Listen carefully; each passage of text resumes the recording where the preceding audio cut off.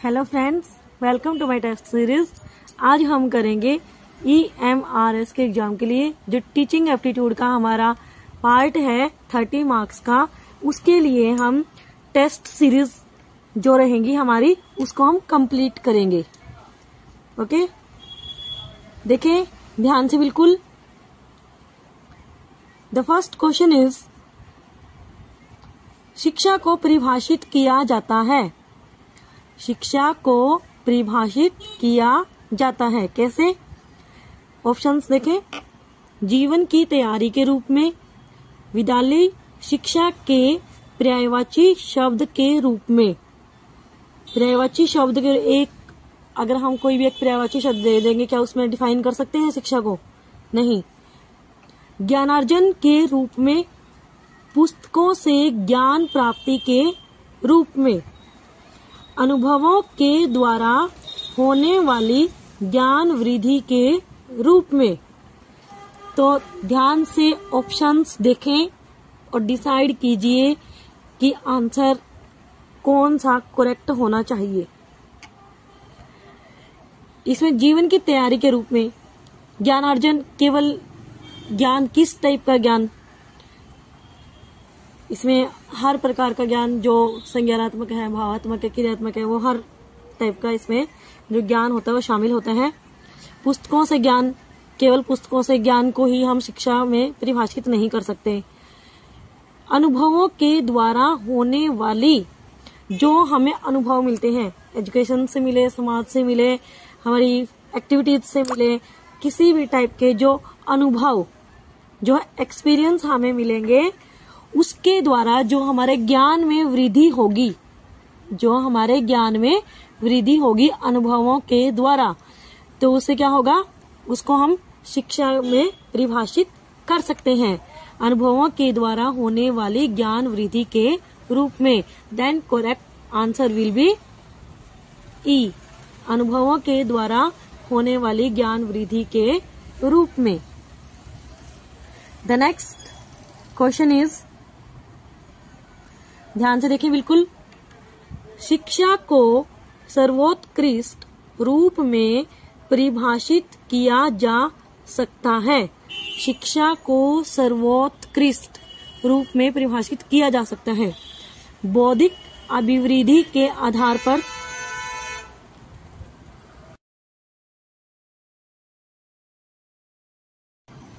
Options देखें ध्यान से बिल्कुल।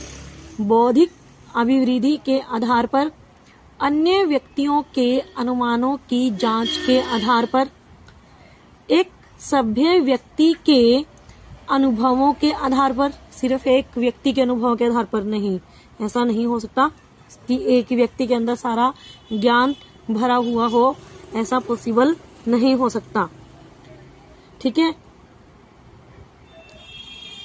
सभ्य व्यक्ति के अनुभवों के आधार पर, और ये भी नहीं है कि एक ही व्यक्ति सभ्य हो सकता है। ठीक है, अनुभव काफी सारे हो सकते हैं, लेकिन जरूरी नहीं है कि एक ही व्यक्ति के आधार पर हम उसको शिक्षा को परिभाषित कर सकेंगे। एक ऐसी प्रक्रिया के रूप में जो दूसरे व्यक्तियों में परिवर्तन लाती है।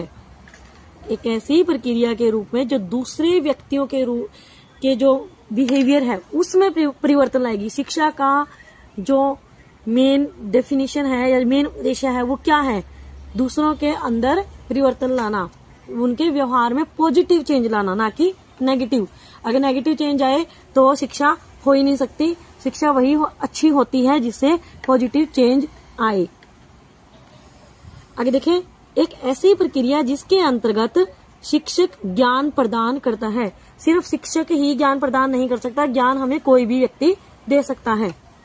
ठीक है, तो हमारा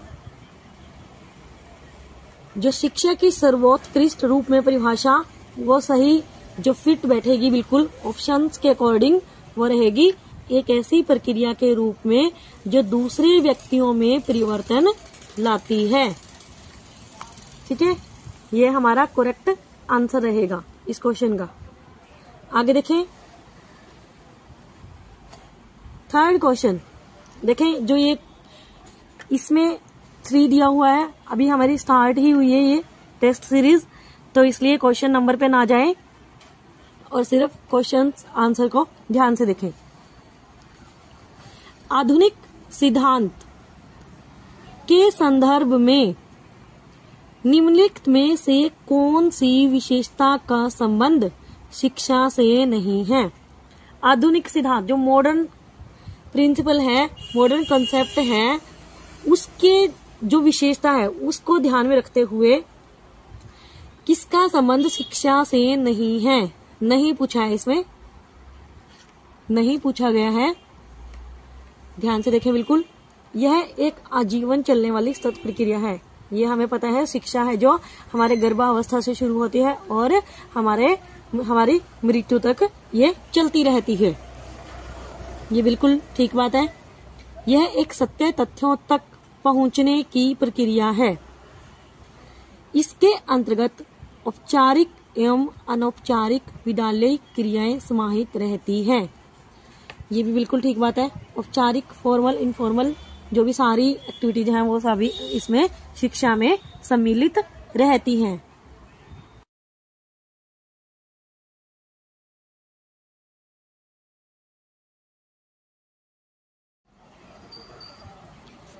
यह छात्र जीवन के विभिन्न अनुभवों से संबंधित रहती है।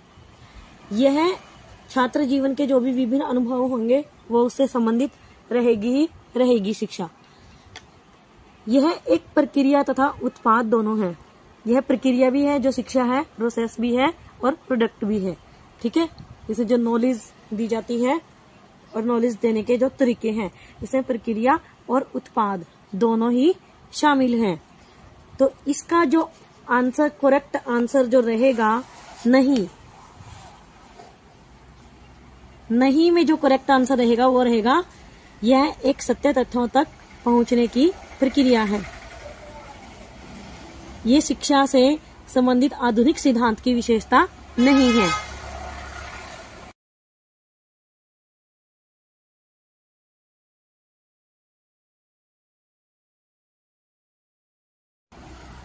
Okay, the next fourth question is शिक्षा के उद्देश्यों का मूलभूत स्रोत है। जो शिक्षा के उद्देश्य हैं उनका मूलभूत स्रोत क्या है? शिक्षा के उद्देश्य, ठीक है। मानव अनुभव, शिक्षा प्रदान करने वाले कॉलेज,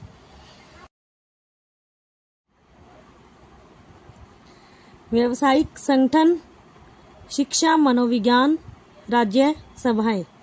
शिक्षा के उद्देश्य में मूलभूत स्रोत देखें, मानव अनुभव, शिक्षा प्रदान करने वाले कॉलेज, व्यावसायिक संगठन, शिक्षा मनोविज्ञान, राज्य सभाएं। तो इसका जो करेक्ट आंसर वो रहेगा मानव अनुभव। जो शिक्षा के उद्देश्य में मूलभूत स्रोत है जो वो रहेगा मानव अनुभव। ठीक है, आगे देखें। जॉन ड्यूवी ने शिक्षा को परिभाषित किया है। जो जॉन ड्यूवी है हमारे शिक्षाविद, शिक्षा शास्त्री, उन्होंने शिक्षा को परिभाषित किया है जीवन की तैयारी के रूप में, कार्य करने हेतु उद्यत रहने के रूप में, ज्ञानार्जन के रूप में, खंडों को एकीकृत करने के रूप में, करके सीखने के रूप में। जो इसका आंसर रहेगा वो रहेगा करके सीखने के रूप में। जॉन ड्यूवी ने करके सीखने के, लर्न बाय डूइंग के रूप में शिक्षा को परिभाषित किया है। नेक्स्ट क्वेश्चन देखें। शिक्षा के लक्ष्यों के निर्धारण में प्राथमिक दायित्वों का निर्वाह किया जाना चाहिए। जो शिक्षा के लक्ष्य हैं उसके निर्धारण में जो प्राइमरी रिस्पॉन्सिबिलिटी है उसका निर्वाह किया जाना चाहिए। किसको? शिक्षक को, प्रशासकों को, पाठ्यपुस्तक लेखक को, समाज को, माता पिता को। तो इसका आंसर आएगा समाज को। समाज को है जो उसका जो निर्वाह किया जाना चाहिए। लक्ष्य, शिक्षा के लक्ष्यों के निर्धारण में प्राथमिक दायित्वों का निर्वाह किया जाना चाहिए। आगे देखें, अगर किसी भी क्वेश्चन में, किसी के आंसर में अगर कंफ्यूजन है तो प्लीज कमेंट करके बताएं।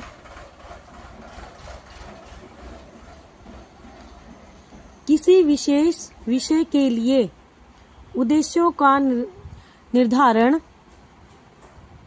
किया जाना चाहिए। किसी विशेष विषय, अब स्पेसिफिक कोई सब्जेक्ट की बात हो रही है इसमें, किसी विशेष विषय के लिए उद्देश्यों का निर्धारण किया जाना चाहिए। शिक्षक के द्वारा, सामान्य व्यक्ति द्वारा। आगे ऑप्शंस देखिए।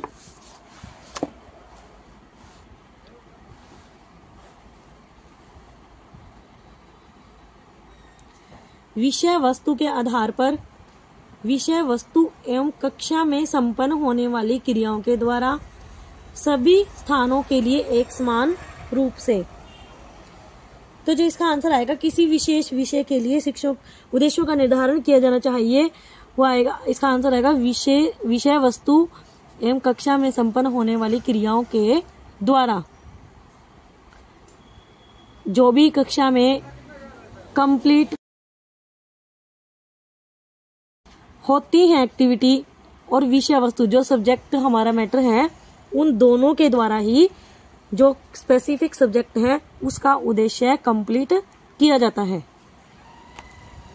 आगे देखें, किसी अधिगम अनुभव के उद्देश्य, किसी अधिगम अनुभव के उद्देश्य पाठ्यक्रम निर्माता के द्वारा परिभाषित किए जाने चाहिए।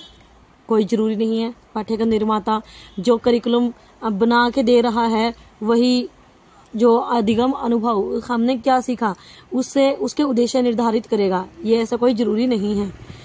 पाठ्य पुस्तकों की विषय वस्तु के द्वारा सब्जेक्ट मैटर तो डिसाइड कर ही नहीं सकता। सब्जेक्ट मैटर होता है हमारे जो पढ़ने के लिए हमने क्या पढ़ा, ठीक है, लेकिन इसका जो अधिगम अनुभव का उद्देश्य निर्धारित नहीं कर सकते। ये छात्रों द्वारा परिभाषित किए जाने चाहिए।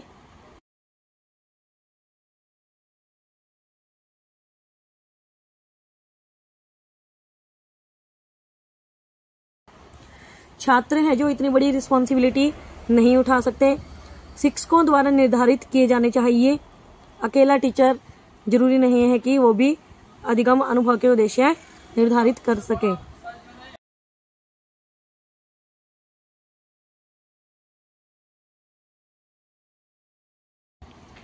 शिक्षक छात्र दोनों के द्वारा, शिक्षक छात्र जब दोनों मिल जाएंगे, शिक्षक भी और छात्र भी, जो टीचर सिखा रहा है और जो बच्चा सीख रहा है, तभी अधिगम अनुभव संभव हो पाएगा। दोनों के द्वारा सहयोगात्मक ढंग से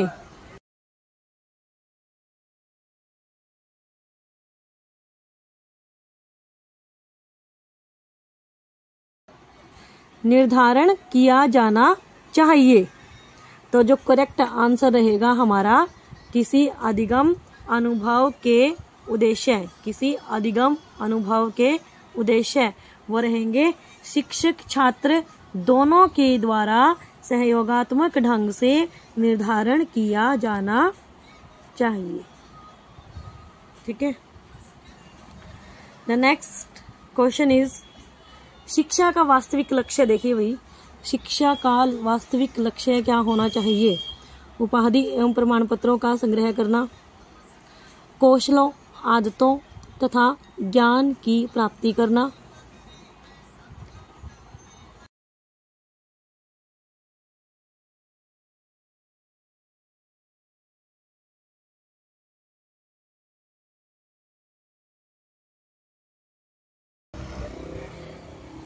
कौशलों, आदतों तथा ज्ञान की प्राप्ति करना, जीवन जीने का प्रशिक्षण प्राप्त करना, विषय वस्तु पर साधिकार प्रयास करना, पारंपरिक संस्थाओं का अनुगमन करना।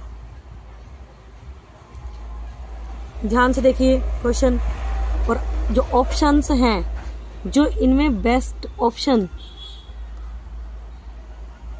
रहेगा वो रहेगा कौशलों, आदतों तथा ज्ञान की प्राप्ति करना।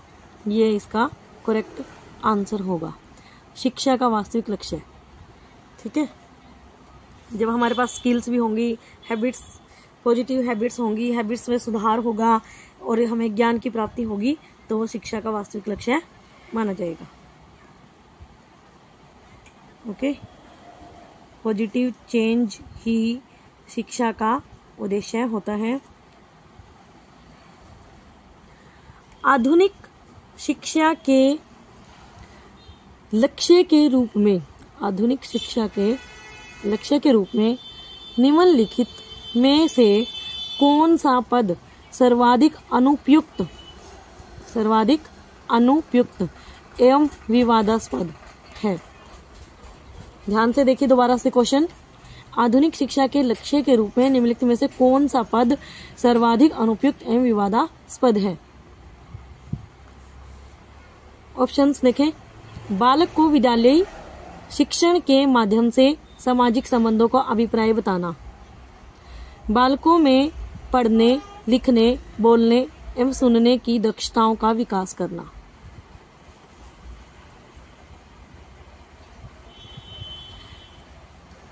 बालकों को उनके अधिकारों के प्रति सतर्क करना, बालकों को उनके स्वास्थ्य संबंधी नियमों का ज्ञान प्रदान करना, बालकों को अवकाशकालिक क्षणों के सदुपयोग का ज्ञान प्रदान करना। देखिए, जो इसमें अनुपयुक्त है और विवादास्पद भी लग रहा है। देखिए, बोलने, सुनने, लिखने ये तो होती है, टीचिंग ये स्किल्स होती हैं, स्किल्स में आते हैं ये तो होता ही होता है। बच्चों में जो दक्षताएं हैं, स्किल्स हैं, उनका विकास करना होता है। सामाजिक संबंधों का भी अभिप्राय भी इसमें बताया जाता है। स्वास्थ्य संबंधी नियम है, जो हमारी हेल्थ के प्रति बच्चों को जागरूक किया जाता है, और जो बच्चों को एक खाली समय होता है बच्चों के पास, उसका सदुपयोग का ज्ञान भी दिया जाता है। तो बालकों को उनके अधिकारों के प्रति सतर्क बनाना, जो बच्चे होते हैं उनको धीरे धीरे बड़े होकर ही उनके अधिकार होते हैं जो उनका पता चलता है धीरे धीरे, और बाद में ही वो अपने अधिकारों के प्रति सतर्क होते हैं। जो अभी के लिए अनुपयुक्त और विवादास्पद है ऑप्शंस के अकॉर्डिंग, तो आंसर रहेगा बालकों को उनके अधिकारों के प्रति सतर्क बनाना। क्वेश्चन है जो दोबारा देख लीजिए, और इसका आंसर रहेगा बालकों को उनके अधिकारों के प्रति सतर्क बनाना। The next question is, प्रजातांत्रिक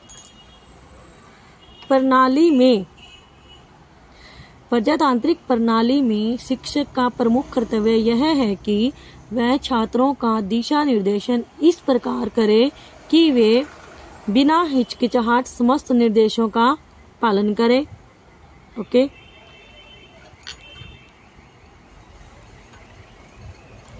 The next point is the next option। ध्यान से देखें। कक्षीय विचार विमर्श में आलोचनात्मक ढंग से भाग लें,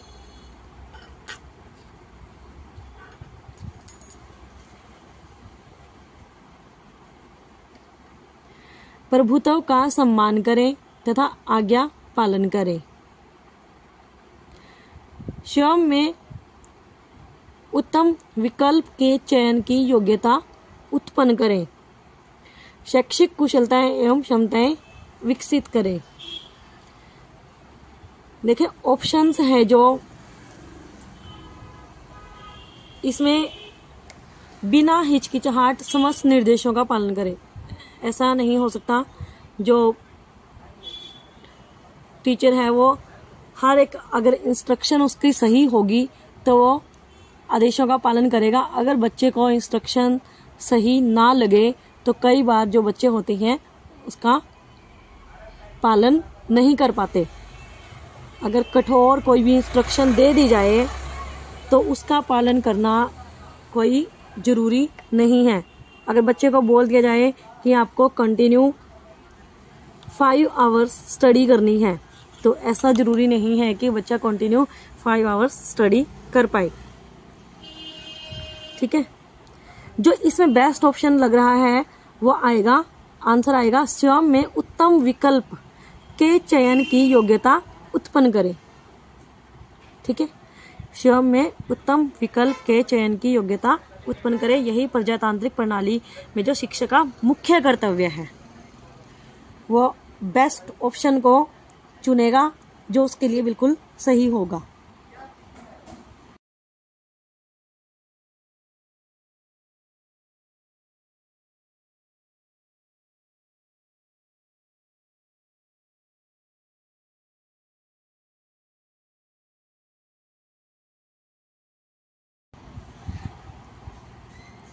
आगे देखिए, नेक्स्ट क्वेश्चन इज शब्द सूत्रीय शिक्षा उद्देश्यों में से निम्नलिखित एक उद्देश्य है। जो 7 सूत्र वाले शिक्षा उद्देश्य होते हैं उनमें से एक उद्देश्य बताएं। आत्मानुभूति, मानवीय संबंध, चारित्रिक गुण, आर्थिक कुशलताएं, उपयुक्त में से कोई नहीं। तो इसका आंसर रहेगा चारित्रिक गुण। ओके, आगे देखें, नेक्स्ट क्वेश्चन, निम्नलिखित में से कौन सा पद विद्यालय के कार्य की ओर संकेत नहीं करता है? विद्यालय के कार्य की ओर संकेत नहीं करता है। विद्यालय को समाज की तात्कालिक आवश्यकता के अनुरूप कार्य करना चाहिए। इसमें नहीं पूछा है। विद्यालय को समाज की तात्कालिक आवश्यकता के अनुरूप कार्य करना चाहिए, जी करना चाहिए बिल्कुल। विद्यालय को वे सभी कार्य करने चाहिए जिन्हें अन्य शैक्षिक अभिकरण निम्न कोटि से संपन्न करते हैं। विद्यालय को सरकारी नीति एवं मनोदशा के अनुकूल कार्य करना चाहिए। विद्यालय को छात्रों के उत्तम शिक्षण का प्रबंध करना चाहिए।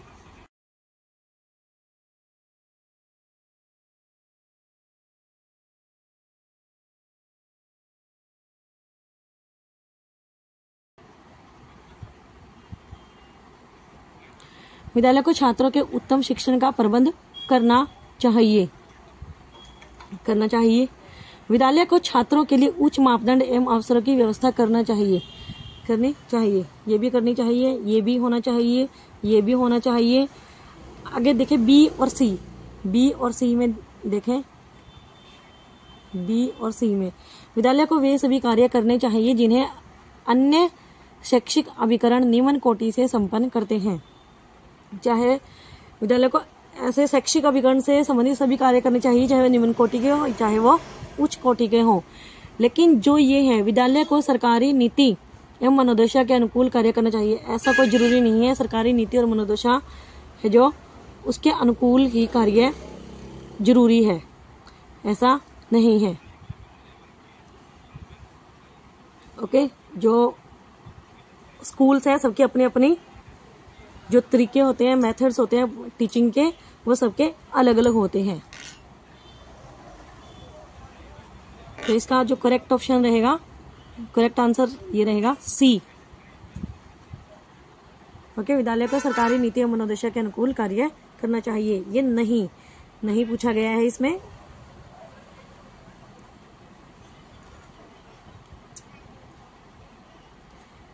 आगे देखें, नेक्स्ट 15th क्वेश्चन, बिल्कुल ध्यान से।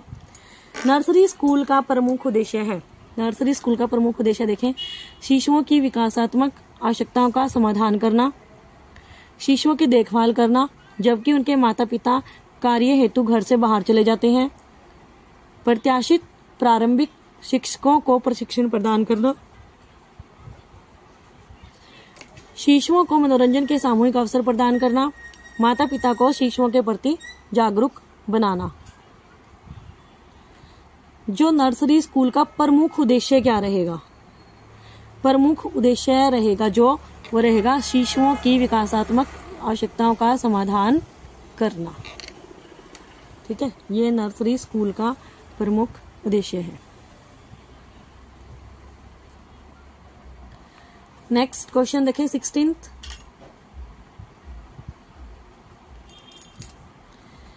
वह विद्यालय जो बालकों में उत्तम आदतों एवं सामाजिक प्रशिक्षण पर बल देता है। वह विद्यालय जो बालकों में उत्तम आदतों एवं सामाजिक प्रशिक्षण पर बल देता है उसे कहते हैं महाविद्यालय, हायर सेकेंडरी स्कूल, प्राथमिक विद्यालय, बेसिक विद्यालय, नर्सरी स्कूल एवं किंडरगार्टन। तो यहाँ पर आएगा नर्सरी स्कूल एवं किंडरगार्टन। ये होता है जो बच्चे में सबसे बेस्ट जो बिहेवियर डालता है वही उसको जीवन में आगे ले जाते हैं। नेक्स्ट क्वेश्चन देखें 17। खोज पद्धति एवं अनुभाविक प्रयासों को बल दिया जाता है। प्राथमिक विद्यालयों में, हाई स्कूल में, महाविद्यालयों में, विश्वविद्यालयों में, शैक्षिक अनुसंधान के संस्थानों में खोज पद्धति जो है जो ये जेरोम जो ब्रूनर है उन्होंने दी थी खोज पद्धति। और इसमें क्या होता है कि इससे पहले बच्चा जो सीखता है उन्हीं का जो अनुभव लेकर आगे उनको यूज करता है, ये होती है हमारी खोज पद्धति। तो इसका जो आंसर रहेगा वो रहेगा हाई स्कूल में। पहले वो जो प्राथमिक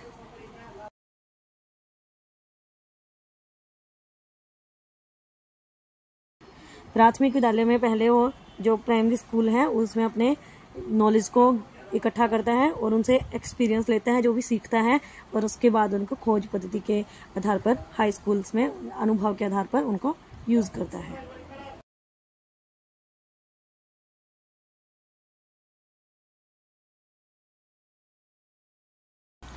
नेक्स्ट क्वेश्चन देखें, निम्नलिखित में से कौन सा कार्य प्रौढ़ शिक्षा का नहीं है? कौन सा कार्य प्रौढ़ शिक्षा का नहीं है? उपचारात्मक शिक्षा का प्रबंध करना, मनोरंजनात्मक शिक्षा का प्रबंध करना। देखिए जो प्रौढ़ शिक्षा है उसमें शिक्षा दी जाती है ऐसे व्यक्तियों को जो शिक्षा से वंचित रह गए हैं, उनकी उसमें शिक्षा दी जाती है। व्यावसायिक शिक्षा का प्रबंध करना,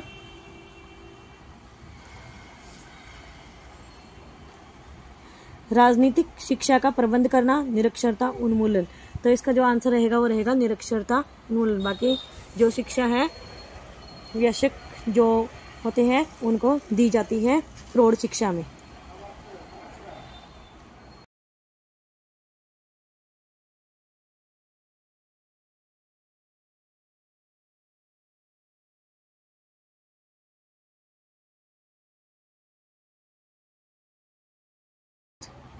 नेक्स्ट क्वेश्चन देखें, हमारी प्रजातांत्रिक शैक्षिक पद्धति जोर देती है। जो प्रजातांत्रिक शैक्षिक पद्धति है वो जो जोर देती है किस पर देती है? समस्त नागरिकों में एक समान विचारों को प्रोन्नत करना, व्यक्तिगत विभिन्नताओं को समरूपीय गुणों में परिवर्तित करना, उत्तरदायित्व पूर्ण स्वतंत्रता का समावेश करना, आदेश एवं आज्ञाकारिता जैसे मूल्यों को कक्षा में समावेश करना, विद्यालयों को सरकारी तंत्र का अनुगामी बनाना। इसमें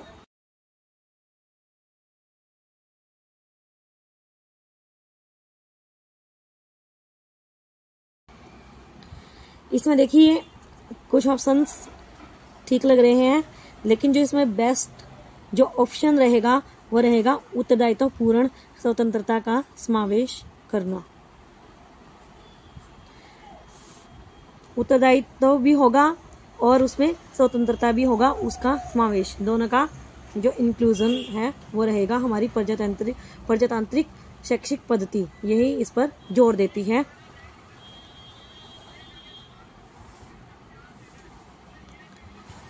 आगे देखें,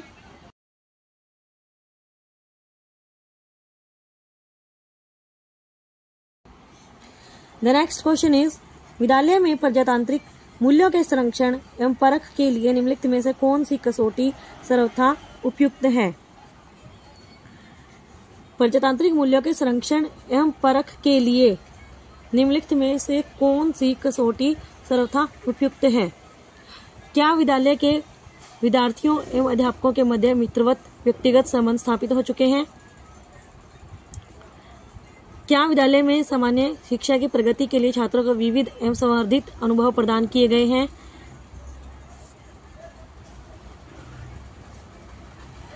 क्या विद्यालय में परिस्थितियां अपने छात्रों के ज्ञान एवं आवश्यकताओं को प्रोन्नत करने में सफल हुई हैं?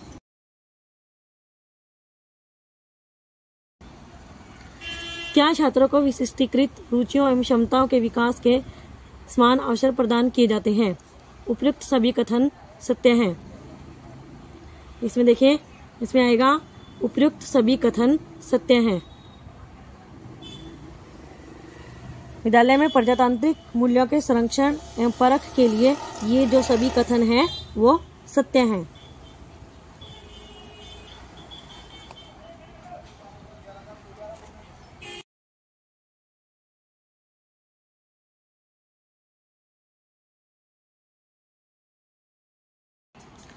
आगे देखें, last question of this series.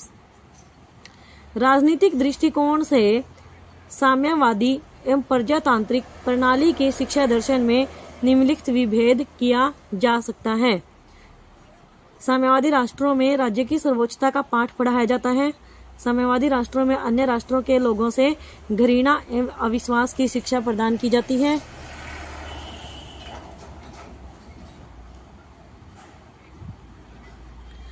साम्यवादी राष्ट्र में तर्क रहित आज्ञाकारिता पर बल दिया जाता है। साम्यवादी शिक्षा राज्य को जनता की सेवा का पाठ पढ़ाती है। व्यक्तियों को राज्य हित में अपने स्वार्थों की तिलांजलि देने का पाठ पढ़ाया जाता है। इसमें देखें, सही जो बिल्कुल करेक्ट आंसर रहेगा शिक्षा दर्शन का साम्यवादी और प्रजातांत्रिक प्रणाली में, वो रहेगा साम्यवादी शिक्षा राज्य को जनता की सेवा का पाठ पढ़ाती है। ठीक है, ये थे हमारे 20 क्वेश्चंस की सीरीज। आई होप आपको अच्छे से समझ में आए होंगे।